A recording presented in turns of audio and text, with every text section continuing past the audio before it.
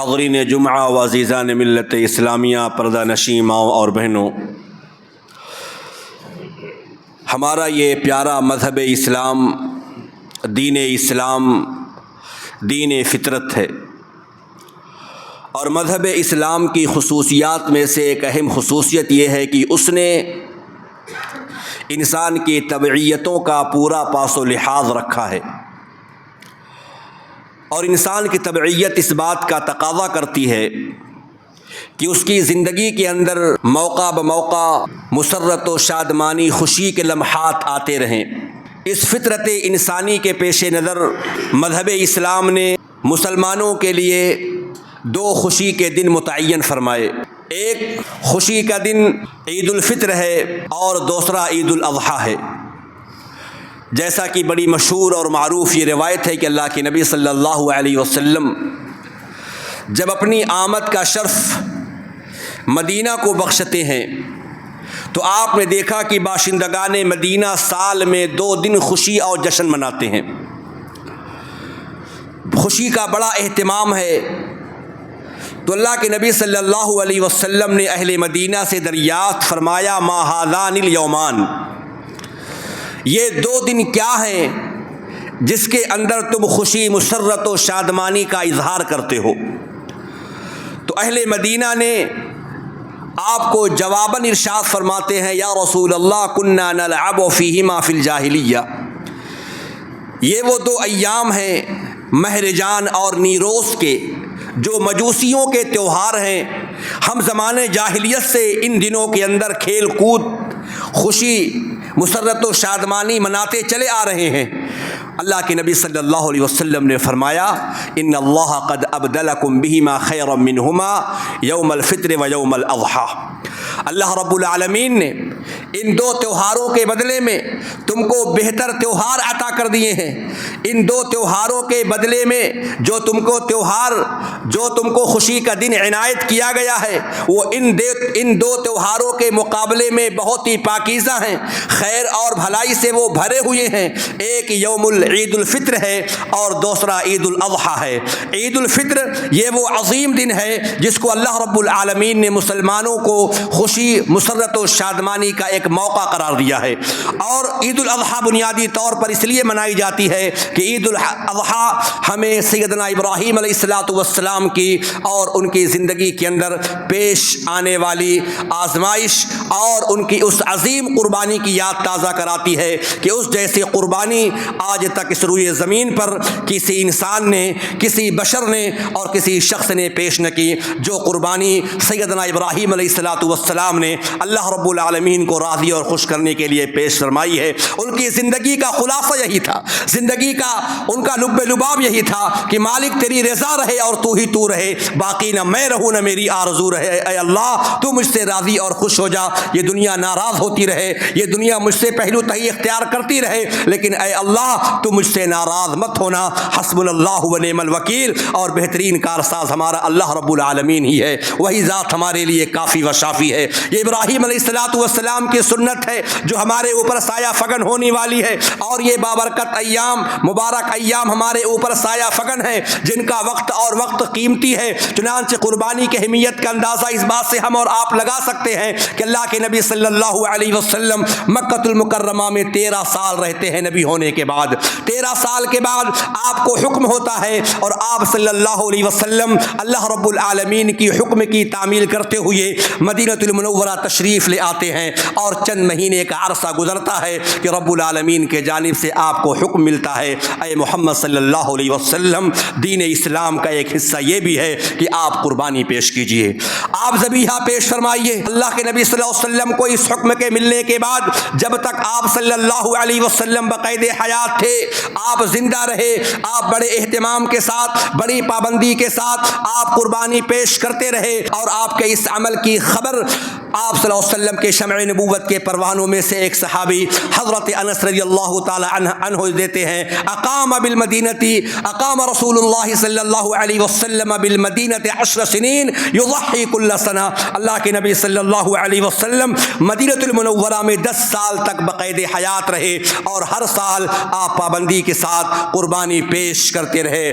یہ نبی کا عمل ہے، یہ نبی کا طریقہ ہے کہ آپ نے اس سنت کو باقی رکھا جس سنت کے بارے میں اللہ رب العالمین نے اعلان فرمایا تھا وَتَرَكْنَا عَلَيْهِ فِي الْآخِرِينَ، اے ابراہیم ہم تمہارے اس سنت کو باقی رکھیں گے، تمہارے اس عمل سے ہم خوش ہوئے جو ہم نے تم کو پیغام دیا تھا، جو ہم نے تم کو حکم دیا تھا کہ میری رضا کے لیے اپنے چہیتے اور محبوب بیٹے کو تم ذبح کر دو، اور آپ نے اس کو سچ کر دکھایا ہے۔ چنانچہ قد صدقت الرؤیا انا کذالک نجزی المحسنین، تم نے خواب کو سچ کر دکھایا ہے، بے شک ہم محسنین کو، نیکی کرنے والوں کو ایسا ہی بدلہ دیتے ہیں۔ کیسا بدلہ؟ وَتَرَكْنَا عَلَيْهِ فِي الْآخِرِينَ، اے ابراہیم ہم تمہاری اس سنت کو باقی رکھیں گے، امت محمدیہ آئے گی وہ اس سنت کو زندہ رکھے گی اور صبح قیامت تک اس سنت پر وہ عمل پیرا رہے گی، اور اللہ کے نبی صلی اللہ علیہ وسلم نے اس کا حکم دیا اور آپ نے عملی طور پر اس کو کر کے دکھایا، اور آپ صلی اللہ علیہ وسلم نے اس قدر پابندی کے ساتھ قربانی پیش فرمائی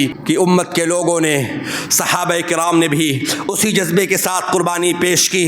چنانچہ آپ کے اس عمل کو دیکھ کر علماء نے، محدثین نے فتویٰ لکھا کہ یہ بات سچ اور حق ہے کہ قربانی کرنا اگرچہ فرض اور واجب نہیں ہے، لیکن اللہ کے نبی صلی اللہ علیہ وسلم نے اس کے اوپر ہمیشگی برتی ہے، اور جس عمل پر نبی ہمیشگی برتیں، نبی کریم صلی اللہ علیہ وسلم دوام بخشیں، وہ عمل سنت مؤکدہ کہلاتا ہے، اور اس پر عمل کرنا ہر مسلمان کے لیے ضروری ہوتا ہے۔ اسی طریقے سے اللہ کے نبی صلی اللہ علیہ وسلم نے حجۃ الوداع کے موقع پر پچھلے خطبے کے اندر یہ بات آئی تھی آپ حضرات کے سامنے کہ رسول رحمت صلی اللہ علیہ وسلم نے حجۃ الوداع کے موقع پر شمع نبوت کے پروانوں کے سامنے، صحابہ کرام کے سامنے آپ نے بیان فرمایا یا ایھا الناس ان علی کل اہل بیت فی کل عام اضحیہ، کہ ہر مسلمان گھر والوں کے اوپر، ہر گھر والوں کے اوپر سال میں ایک مرتبہ ایک قربانی پیش کرنا یہ ضروری ہے، اور جو مسلمان، جو کلمہ پڑھنے والا قربانی کرنے کی طاقت رکھتا ہے، وہ صاحب زر ہے، صاحب مال ہے،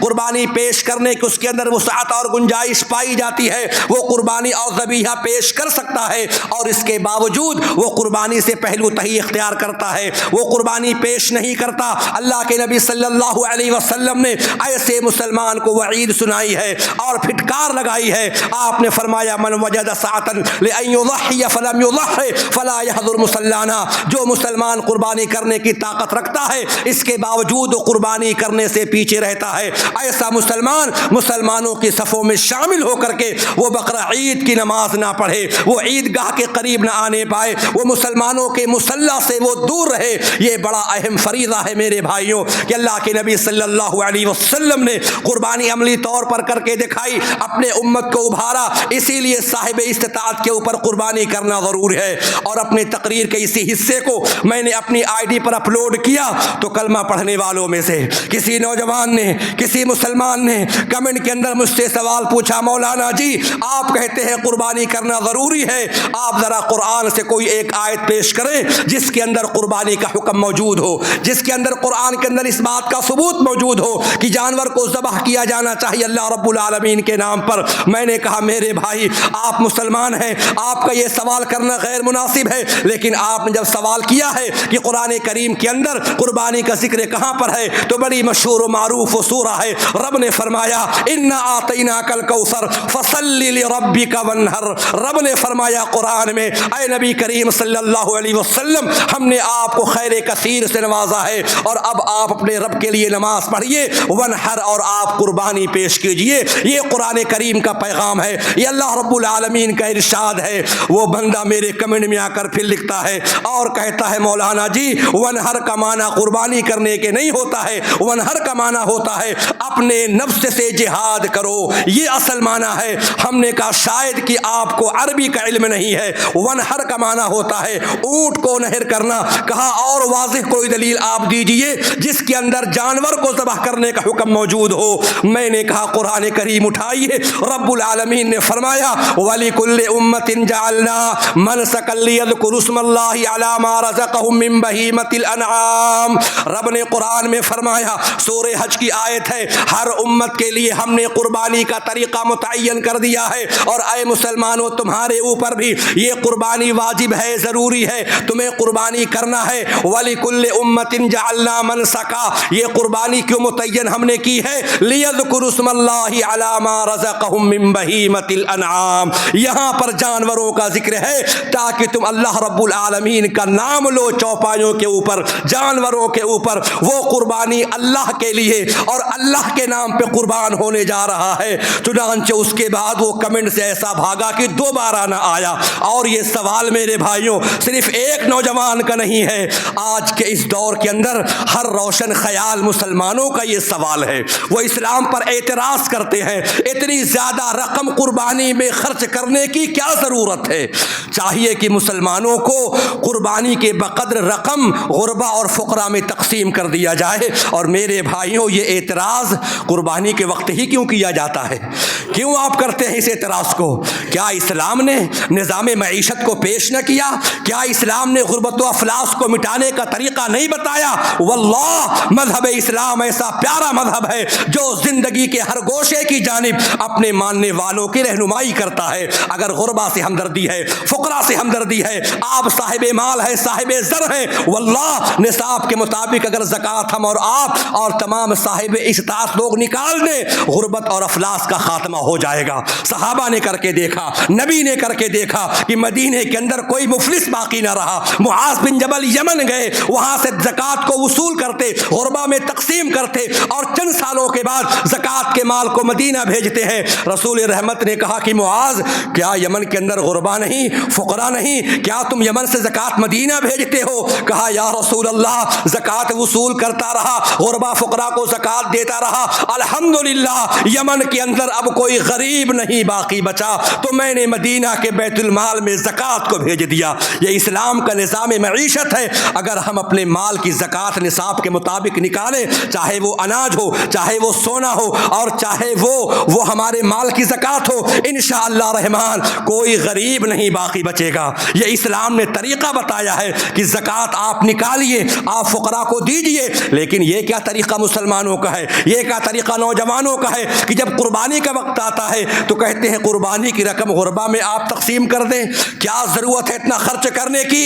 یہ وہ لوگ ہیں جب موبائل خریدیں گے 1.5 لاکھ روپے کا، گاڑی خریدیں گے 25 لاکھ روپے کی، اس وقت ان کو غریب نہ یاد آئیں گے، اس وقت ان کو مفلس نہ یاد آئیں گے۔ اور جب بات آئے گی سنت ابراہیمی کی، اور جب بات آئے گی نبی کی سنت کی، ان کو غریب کی یاد آنے لگتی ہے۔ تو میرے بھائیوں یہ نبی کا طریقہ ہے، ابراہیم علیہ السلام کی سنت ہے۔ انشاءاللہ الرحمن صبح قیامت تک مسلمانوں کے اعمال میں یہ زندہ رہے گا، اور قربانی جیسی تاریخ کی مثال یہ پیش کی جاتی رہے گی۔ اور سب سے عظیم عمل، سب سے عظیم نیکی یوم النحر یعنی عید قرباں کے دن جو ہے وہ خون کا بہا دینا ہے۔ آپ بقرہ عید کے دن صدقات و خیرات کر لیں، نفلی نماز کا اہتمام کر لیں، جو بھی نیکیاں کر لیں، لیکن اگر ایک صاحب استطاعت مسلمان جس کے پاس مال و زر ہے اور وہ قربانی اللہ کے راہ میں پیش کرتا ہے، یہ سب سے عظیم عمل ہے اس دن کا۔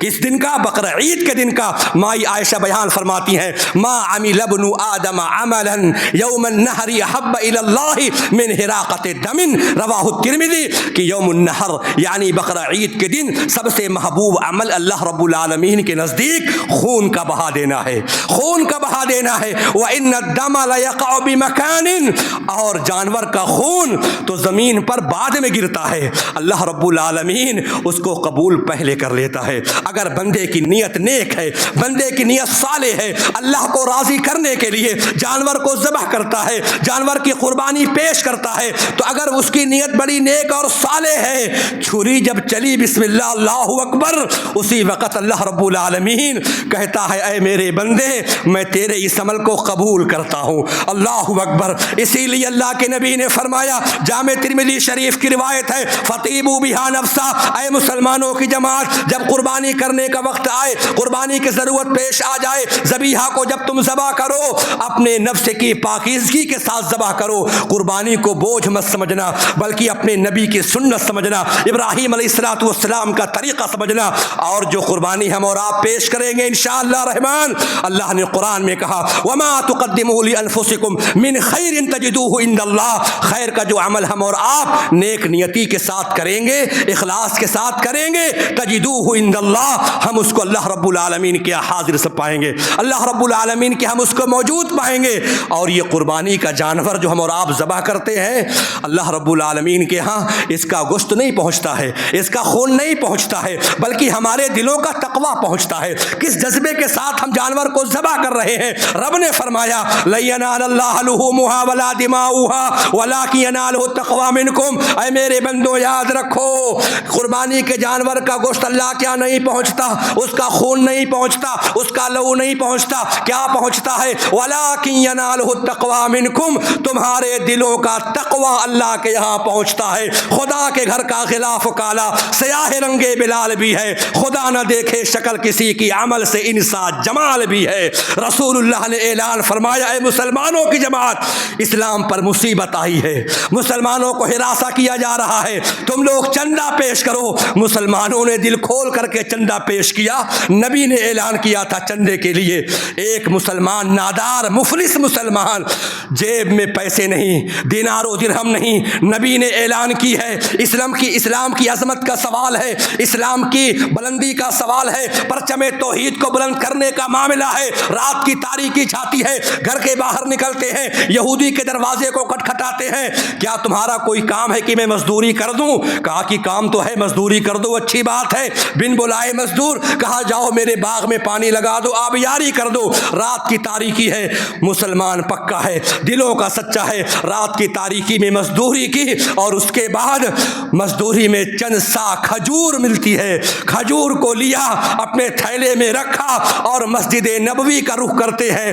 دروازے کے پاس آ کر کھڑے ہو کر کے جاگتے ہیں، کیا دیکھتے ہیں؟ ابو بکر موجود، عمر فاروق موجود، عثمان غنی موجود، بڑے بڑے اجلہ صحابہ کرام موجود، نبی کے سامنے چندے کا ڈھیر لگا ہوا ہے، مال و زر کا انبار لگا ہوا ہے۔ اپنے تھیلی کو اٹھا کر کھجور دیکھتے ہیں، یہ 1.5 کلو کھجور کیسے اللہ کے نبی کے سامنے لے کر کے حاضر ہو جاؤں، کیسے میں پیش کروں؟ بڑی ندامت، بڑی شرمندگی۔ لیکن میں نے کہا تھا میرے بھائیوں، رب العالمین جمال کو نہیں دیکھتا ہے، مال کو نہیں دیکھتا ہے، رب کریم بندے کے حسن نیت کو دیکھتا ہے۔ وہی آتی ہے، یا محمد صلی اللہ علیہ وسلم، ایک ادنا مسلمان مسجد کے دہلیز پر کھڑا ہوا ہے، وہ بھی اسلام کی خدمت کا جذبہ رکھتا ہے، وہ بھی قربانی پیش کرنا چاہتا ہے۔ رسول رحمت دوڑے ہوئے گئے، اپنے دست مبارک سے کھجور کو لیا، اور جو مال و زر کا انبار لگا تھا ان تمام مال و زر کے اوپر اور کھجور کو آپ نے بکھیر دیا، اور آپ نے کہا کہ ایک محنت کش مزدور کا سب سے بہترین یہ صدقہ ہے۔ تو رب نے کس کو دیکھا؟ مال کو دیکھا، منال کو دیکھا، اولاد اور حفاظ کو دیکھا؟ نہیں میرے بھائیوں، اللہ تعالیٰ دلوں کو دیکھتا ہے۔ لوگوں کی نگاہ ہمارے چہرے پر ہے تو صبح سے شام تک 4 مرتبہ چہرہ دیکھ کر کے اپنے آپ کو سنواریں گے، سدھاریں گے، میک اپ کریں گے، چہرے کو صاف کریں گے، پاکیزہ بنائیں گے، لیکن یہ دل، اس پر نگاہ کس کی ہے؟ اس پر نگاہ اللہ رب العالمین کی ہے۔ وَلَٰكِنَّ اللَّهَ حَبَّبَ إِلَيْكُمُ الْإِيمَانَ وَزَيَّنَهُ فِي قُلُوبِكُمْ، رب العالمین نے اس دل کے اندر ایمان کے پودوں کو لگایا ہے، اس کو زینت بخشی ہے۔ تو ہم اور آپ اپنے دل کو ذرا پاک کر لیں، صاف کر لیں، اور قربانی کو اخلاص کے ساتھ پیش کریں۔ سوال کیا تھا عطا بن یسار نے حضرت عبداللہ ابن عباس سے، ان کے شاگرد ہیں، کہتے ہیں کیف کانت الضحایا علی عہد النبی صلی اللہ علیہ وسلم، رسول اللہ کے زمانے میں لوگ قربانی کیسے پیش کرتے تھے؟ کہتے ہیں کان الرجل یضحی بالشاۃ عنہ وعن اہل بیتی فیاکلون ویطعمون، ایک مسلمان ایک بکری لاتا اپنی جانب سے اور اپنے تمام گھر والوں کی طرف سے وہ ذبح کر دیتا، کہتا بسم اللہ اللہ اکبر اللہم تقبل منی ومن اہل بیتی، اے اللہ قبول فرما لے میری جانب سے اور میرے تمام گھر والوں کی طرف سے۔ کافر کا حتی یتباہ الناس، یہاں تک کہ لوگوں کے دلوں کے اندر فخر اور مباحات آ گئی، دکھاوا اور ریا آ گیا، یہ ابا کے نام کا بکرا ہے، وہ اماں کے نام کا بکرا ہے، یہ میری بیوی کے نام کا بکرا ہے، یہ چھوٹے بیٹے کے نام کا بکرا ہے۔ اور حد ہو گئی، کچھ مسلمان ایسے بھی ہیں پھول لگائیں گے، مولوی صاحب حضور کے نام کی قربانی ہمیں کرنا ہے، یہ کیسا عمل ہے؟ اللہ اکبر۔ رسول اللہ صلی اللہ علیہ وسلم کو اپنے امت کی جانب سے قربانی اور نیکی کی ضرورت نہیں ہے، بلکہ ہم جیسے گنہگار لوگوں کو نبی کی شفاعت کی ضرورت ہے۔ آپ ذرا دیکھیں، ہم سے زیادہ نبی کے چاہنے والے ابو بکر صدیق، ہم سے زیادہ نبی سے محبت کرنے والے عمر فاروق، عثمان غنی، اجلہ صحابہ، کیا صحابہ نے حضور کے نام کی قربانی کی ہے؟ کبھی کوئی تاریخ ملتی ہے؟ واللہ تلاش کرتا ہوا چلا گیا، کئی احادیث کی کتابوں کو میں کھنگال ڈالا، شاید کوئی روایت مل جائے۔ تلاشتے تلاشتے ایک روایت ملی، وہ بھی ضعیف ملی۔ حضرت علی کہتے ہیں کہ نبی نے وصیت کی ہے میں قربانی نبی کے نام سے کروں گا، اس کے لیے آگے لکھا ہے ھذا حدیث ضعیف جدا، یہ روایت ضعیف ہے، قابل استدلال نہیں ہو سکتی ہے۔ تو میرے بھائیوں، حضور کے نام کی قربانی صحابہ نے نہیں دی ہے۔ آپ بدعات کو مت کریے، آپ اپنے اعمال کی فکر کریے، اپنے نیکیوں کی فکر کریے۔ واللہ مسجد کے اندر نماز فجر کے اندر نمازیوں کی تعداد کم ہے، اور گھروں کے اندر قربانی کے بکروں کی تعداد زیادہ ہے کہ نہیں ایسا؟ اتنے سارے مسلمان ہیں اور کہتے کہتے تھک گئے کہ یہ عشر ذی الحجہ مبارک ایام ہے، نماز کا اہتمام کریں، تلاوت کا اہتمام کریں، ذکر و اذکار کا اہتمام کریں، اور سب سے اہم فریضہ کلمہ کے بعد نماز پنجگانہ ہے۔ اس بستی سے کتنے مسلمان ہیں نماز فجر میں؟ واللہ ابھی صرف پچھلے 2-3 دن کا ریکارڈ آپ اپنی مسجد کا لے لیں، صرف 3 اور 4 نمازی، بس 5واں شاید کوئی نہ ملے۔ یہ ہمارا اعمال ہے۔ تو کیا پورے بستی میں 5 ہی بکرے ہیں؟ 5 ہی لوگ قربانی کرنے والے ہیں؟ تو مسجد کے اندر نمازیوں کی تعداد کم ہے، بکروں کی تعداد زیادہ ہے، اور رب نے کہا فَصَلِّ لِرَبِّكَ وَانْحَرْ، پہلے نماز پڑھ پھر قربانی کر۔ قُلْ إِنَّ صَلَاتِي وَنُسُكِي وَمَحْيَايَ وَمَمَاتِي لِلَّهِ رَبِّ الْعَالَمِينَ، اے نبی آپ کہہ دیجئے بے شک میری نماز، میری قربانی، میرا جینا، میرا مرنا یہ اللہ رب العالمین کے لیے ہے۔ یہاں پر بھی نماز پہلے ہے، قربانی بعد میں ہے۔ کیا یہ حدیث ہم نے نہیں سنی کہ بروز قیامت حقوق اللہ میں سب سے پہلا سوال نماز کا ہوگا؟ اگر نماز صحیح ہے، کامل ہے، تو بقیہ ہماری جو اور نیکیاں ہیں، نماز ہیں، روزے ہیں، قربانی ہے، سب قبول کر لیے جائیں گے۔ اور اگر نمازیں غلط نکل گئی، بے نمازی نکل گئے، اللہ اکبر، تب سارے اعمال بندوں کے رائے گا اور برباد چلے جائیں گے۔ تو ہم اور آپ قربانی پیش کریں، اگرچہ ایک ہی بکری کیوں نہ ہو۔ اللہ کے نبی صلی اللہ علیہ وسلم کے بارے میں آتا ہے کان النبی صلی اللہ علیہ وسلم یضحی بالشاۃ الواحدہ عن جمیع اہل، رواہ البخاری، کہ اللہ کے نبی صلی اللہ علیہ وسلم اپنے تمام گھر والوں کی طرف سے کبھی کبھی ایسا ہوتا کہ ایک بکری ہی قربان کر دیا کرتے تھے، اس سے خود بھی کھاتے، فقراء کو بھی کھلاتے، مساکین کو بھی کھلاتے۔ اللہ نے کہا فَكُلُوا مِنْهَا وَأَطْعِمُوا الْقَانِعَ وَالْمُعْتَرَ، جب قربانی تم کر چکو، اس قربانی کے جانور سے تم بھی کھاؤ۔ ہمیں نہیں کھانا، ہمیں پیزا کھانا ہے، چکن چلی کھانا ہے، چکن ٹکا کھانا ہے، مرغے کی بریانی کھانا ہے۔ اللہ نے کہا فَكُلُوا مِنْهَا، قربانی کے جانور سے کھاؤ، یہ نبی کی سنت ہے۔ حجۃ الوداع کے موقع پر اللہ کے نبی صلی اللہ علیہ وسلم نے 100 اونٹ قربان کیے، پڑھا ہے آپ نے، اور 63 اونٹوں کو اللہ کے نبی نے اپنے ہاتھوں سے ذبح کیا۔ اس کے بعد آپ رک گئے یا اللہ نے آپ کو روک دیا؟ لکھا اہل علم نے، جن کے پاس علم ہوتا ہے وہ لکھتے ہیں، لکھا اہل علم، اشارہ تھا کہ اے نبی کریم صلی اللہ علیہ وسلم آپ کی زندگی بھی 63 سال کی ہوگی۔ 63 اونٹوں کو ذبح کر کے نبی رک گئے، کہا علی ادھر آؤ، باقی تم ذبح کر دو۔ 100 اونٹ ذبح کیے گئے نبی کی طرف سے، اور 100 اونٹ کے گوشت میں سے ایک ایک ٹکڑا گوشت کا لیا گیا، سب کو بنایا گیا۔ اللہ کے نبی صلی اللہ علیہ وسلم نے گوشت کے ٹکڑے اور پیس کو بھی کھایا، شوربے کو بھی آپ نے پیا، نبی کی سنت ہے۔ لیکن بہت سارے جی ہم گوشت نہیں کھاتے، ہم پیزا کھائیں گے، ہم فلاں چیز کھائیں گے۔ فَكُلُوا مِنْهَا وَأَطْعِمُوا الْقَانِعَ، تم خود بھی کھاؤ اور مانگنے والوں کو بھی دو، جو آتے ہیں مانگنے کے لیے گوشت، قربانی گوشت ہمیں چاہیے۔ اللہ نے کہا وَأَطْعِمُوا الْقَانِعَ وَالْمُعْتَرَ، مانگنے والوں کو بھی دو، اور جو شرما رہا ہے بیچارہ، مانگ نہیں رہا، دلوں کے اندر چاہت ہے کہ مجھے بھی گوشت مل جائے، اس کو بھی دو۔ والموتر، شرم سے نہیں مانگ رہا ہے لیکن چاہت دل کے اندر ہے، اس کو بھی تم کھلاؤ۔ یہ اسلام کا پیغام ہے۔ اسلام واحد ایسا مذہب ہے جو بھوکا دیکھ کر کھانا کھلاتا ہے، مذہب دیکھ کر کھانا نہیں کھلاتا۔ وگرنہ آپ تاریخ پڑھیں، اللہ کے نبی صلی اللہ علیہ وسلم جب مدینہ تشریف لے آئے تو آپ نے نماز کا حکم دیا؟ نہیں دیا۔ زکوٰۃ کا حکم دیا؟ نہیں دیا۔ حج کا حکم دیا؟ نہیں دیا۔ قربانی کا حکم دیا؟ نہیں دیا۔ کیا نبی نے حکم دیا؟ آپ نے کہا تم الطعام، بھوکوں کو کھانا کھلاؤ، کوئی بھوکا مل جائے۔ اور یہاں پر لوگ مذہب اور اسلام دھرم کو دیکھ کر کے لوگ کھانا پوچھتے ہیں۔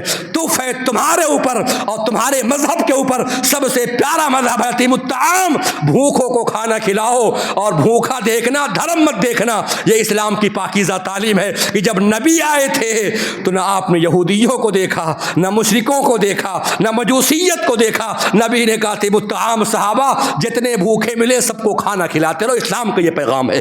تو خود بھی کھائیے قربانی گوشت، اور مانگنے والوں کو بھی دیجیے، نہ مانگنے والے قرابت دار بھی ہوتے ہیں ان کو بھی آپ کھلائیے، ان کے یہاں بھی آپ بھیجیے، یہ نبی کا طریقہ ہے۔ چنانچہ قربانی کے گوشت اور جانور کے سلسلے میں جہاں تک حدیث موجود ہے، وہ حدیث ہے ہم قربانی کے جانور جب خریدتے ہیں ہم عیوب کو ہم عیوب دیکھ کر خریدتے ہیں کہ ہمارے قربانی کے جانور کئی عیب تو نہیں ہے، اور دیکھنا بھی چاہیے۔ اللہ کے نبی نے کہا لنگڑا نہ ہو، لولا نہ ہو، کانا نہ ہو، کمزور نہ ہو، نحیف اور لاغر نہ ہو، اور اللہ کے نبی نے حکم دیا اس کے کان کو بھی دیکھ لو، اس کے آنکھ کو بھی دیکھ لو، ولا شرقا ولا خرقا ولا بمقابلہ ولا بمدابرہ، اس کا کان چوڑائی میں نہ کٹا ہو، لمبائی میں نہ کٹا ہو، اور کان میں گولا سوراخ نہ ہو، آنکھی کا وہ ترچھا نہ ہو، ہر چیز کو دیکھ کر کے ہم اور آپ الحمدللہ جانور خریدتے ہیں، تو لہٰذا ان تمام چیزوں کو دیکھا جائے گا۔ لیکن ساتھ ساتھ ایک گزارش اور ہے کہ جو مال ہم لے کر کے گئے ہیں جانور خریدنے کے لیے، ہمارا جانور بے عیب ہو، اسی طریقے سے ہمارے پیسے اور مال یہ بھی بے عیب ہونا چاہیے۔